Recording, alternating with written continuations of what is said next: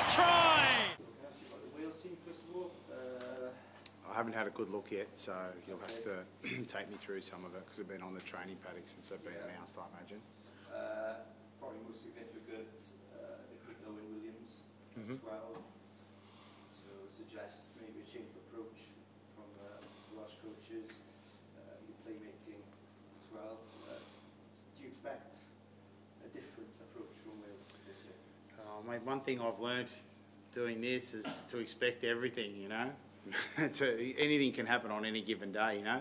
First game of a series for Wales in this sort of November window, and of course they hadn't played with their full team in June because they had players at the Lions. So I'm sure there'll be a change of some sort. He's a fine player, Williams. I think he's got a good kicking game. He's got good footwork, and he'll threaten our defence for sure. Not only with his ball play, but with his running as well. He's a good runner, you know. So I think,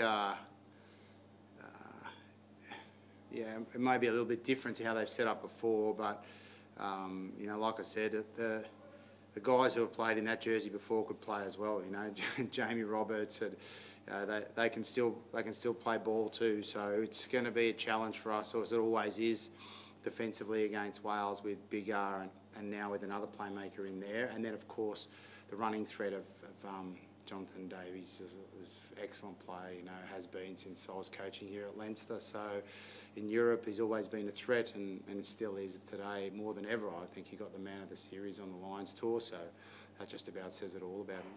Yeah, up front, lots of injuries for us, especially in the back row. Is that an area, perhaps, they've always been good battles in the past between us and Australia, but maybe the breakdown area that you're targeting? Mate, I think that it's a funny thing, you know, when you go to the press conferences and we talk about the breakdown battle being between back rows, but it actually isn't. It's between the 15 opposition players and our 15, because everyone's got a ruck. Everyone's got to hit those rucks and try and win them. So I think that that part of the game for us is a huge work on. We got, I thought, taken to town last week by Japan at the ruck. We lost half a dozen balls at our rucks, and they have to be our rucks. Like, we have to own those rucks where we take the ball in. We want to play attacking footy, you've got to own those rucks. And I'm sure it's an area. Navidi's a good player around there, and Faletau. And, then you've got a lot of experience of getting in there and, spoiling the opposition's rucks in their forward pack as well, So, mate, that's a huge work on for us. So, we're going to be very focused on that area in the game for sure. Yeah, looking at the result last week, you obviously scored quite a few nice tries. Defensively, you can see a few things you're working on. What other areas in particular have you been working on this week? Well, mate, we're not trying to go from week to week. We're a side that's, been undergoing a pretty big change over the last 2 years. I think we've had, last week we capped our 25th debutant since the World Cup. I'd say that 21 of those are still around the squad, still in and around the squad. If not injured, they would be here or around the squad. I think only 4 of those have not participated this year. So we're a constant work on. There's no one thing. For us, biggest thing is our mindset. Getting a winning mindset on every moment of the game. Sometimes we get too technical, and there is importance in the technical part of the game, but when you're on tour in the Northern Hemisphere, mindset's everything, and been working really hard to try to bring that consistently, and get away from making excuses for why this happened or why that happened, and just getting out there and doing it as consistently as we can. And I don't think we're at a stage yet where we can say, we just need to fix this little one thing, or we just need to keep consistent on the things that we've been good at and try to improve the areas that we haven't been. And if we do that, that'll give us a strong mindset by consequence, You seem to be improving. A year on from last week, you beat Wales quite convincingly.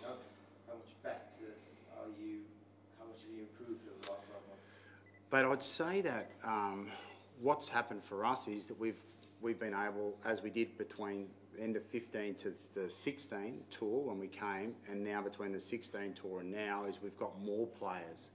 You know, if you look at our squad, who can play in the team and compete well? I don't think that, you know, we're hugely better or anything like that, because on our day, we can do some really good things, but we've been doing it over, you know, perhaps last year more intermittently, like some good stuff and then some poor stuff. And our goal is to keep as much of the good stuff happening as possible. So I don't know if there's a huge, you know, I believe that you can't measure like what a game last year to this game this year. It's a totally different circumstance, totally different set of players, and there's really no continuity in that. For us, it's more about trying to be more consistent. But I think from then to now, we've just got more players. I think even the squad that's here this year is different to the squad that was here last year for many different reasons. You know, some injuries, some, you know, rest, some different things, and now it's a great opportunity for the guys that are here to improve the side again and enjoy the rest of the season as well. You know, we had a tough start to the year, and we've been lads have been working really hard. They've had a great attitude, and what we need to do is turn that attitude into a winner's mindset on game day. You know what I mean? And that's what it's all about. Your record over Wales is impressive. Looking forward to pitting you against Warren Gatland this summer. Oh, he's had an unbelievably good season. You know, the Lions were excellent in New Zealand, I thought, and you know, I thought they managed it really, really well. And obviously, he's a class actor. You know, at the end of the day, it comes down to the sets of players. You know, coaches, Saturday's a holiday. You know, for the coaches, it's game day. It's the players' day, and all the other stuff. You know, the previous record, it all goes out the window, because once the whistle blows, it's 0-0, and when the final whistle goes, someone will have more points than the other. Hopefully, you know what I mean, it won't be a draw. So the idea is that we excel in that 80 minutes. That's it. How big achievement was that Lions result this summer, considering obviously Warren come under a lot of pressure from the New Zealand media and everything this summer? I feel like he would have enjoyed that for some reason by the look of him. You know, he would have enjoyed it. I don't know him very well, you know, but he looked like he enjoyed it, you know,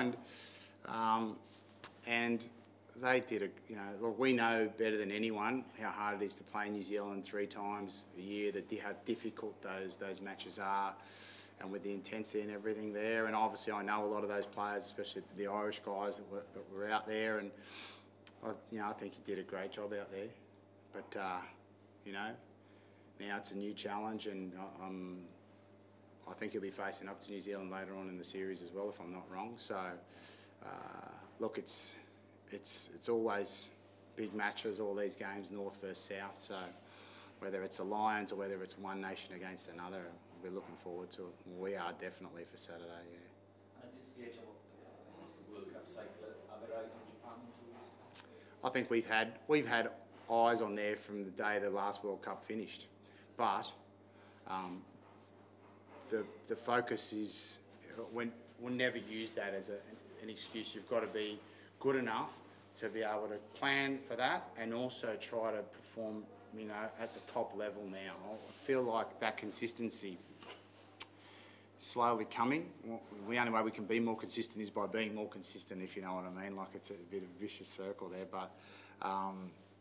but you've got to be able to do both, and that's always a challenge. And I feel like we've been getting good results, mainly from the pool of players that we've been able to bring up, and now it's about those pool of players performing week in, week out. Michael, do you think you got any advantage out of Wilkenia and Michael Follett Bernard Follett not playing last weekend? No, I'm not. Footy, I think everyone wants to play footy, you know what I mean? They'd had a week off the week before, so there was certainly no plans in them having 2 weeks off. Was it a benefit? It was certainly a benefit for Nick Phipps and Joe Powell, and for Hodge, and for a couple of others who got to run in those positions last week and put their name forward to try to get selected going forward. So now it's back to Willie and Bernard to return some serve. How do you think you've seen Samu grow in the last year? What's the game Yeah, look, I'm a big fan of Samu's. Obviously, he's a young leader within our team. We've got a very young leadership team, and I think that he came on the scene last year in particular and did very well. And then of course a lot of heat on him to do that again. Reds, and then through into our season, I think a sign of the guys didn't start too great for him, I'll be honest with that, but like he's fought really hard within the team. It shows the resilience that he has as a footballer and as a person, and that's the type of thing we want in our team. And I've really enjoyed watching him fight for his spot. And you know, he played last week and he earned himself another chance to play this week. And he looks in good shape. I'm sure he's going to take it. Michael, was there a meeting among yesterday, the referees? That was like a regular one that we've been having around the overall picture of how we can improve the flow of the game, like refs and coaches together. I didn't go because I was sick as a dog yesterday, to be honest. I woke up terribly sick. Nason went up. There was a defensive one as well. It's a great initiative, I think, from World Rugby. I think, you know, even to come sort of from the top, like Billy Beaumont's been involved, and then Alan Roland driving those things. And what it does is it puts the coaches and the refs next to each other, solving problems, doing stuff that you wouldn't normally do. So you get to know them a bit more personally, and, you know, it makes you understand a little bit more, I think, from our point of view, what they got to go through, and from them for us as well, and what we think. So I heard it was very good. There's already been some stuff that came out of it back to the coaches, and then I'll follow that up with Alan Malone later. But it's been a good idea. We had one in, I don't remember when it was, November maybe it was last year, or January, something like that. I think it was January this year or February, and we backed it up with this one here, and I think they're going to look to do them regularly to try to, you know, increase the sync between the coaches and the referees, so we get a better flow in the game. The referee for Saturday, you plan to kind of meet him before? Oh, I don't know, mate. We'll just see how it goes, you know. There's nothing really for me that's signing off. A lot of the times it's more about if they want to talk to us about something in particular. You know what I mean? The refs do their homework on the teams now, so it's always good to know stuff in advance. And I think we've, you know, our team's made really good leaps around that over the last 12 months, around, you know, just our position in all of that, and our relationship with the referees, both on the field and off the field, has improved out of sight. So I'd like to see that continue, you know, for us in particular.